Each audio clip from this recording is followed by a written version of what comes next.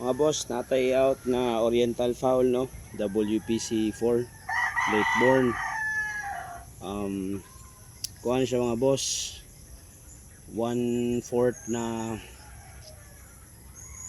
asil cross sa sweater ding fair.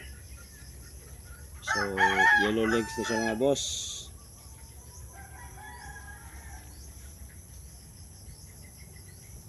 Healthy kayo, heavy bone, walay sakit na mga bossing, oh. Ito ipakita gini mga bossing, oh. So 3 months na ni mga bossing. Mga bossing, WPC4 late born.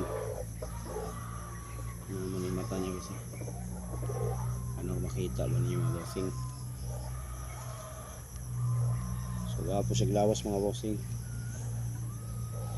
Asil cross ni siya sa Dinker sweater. So 75% na ang ano ni Dinker sweater. Pula basag, yellow legs.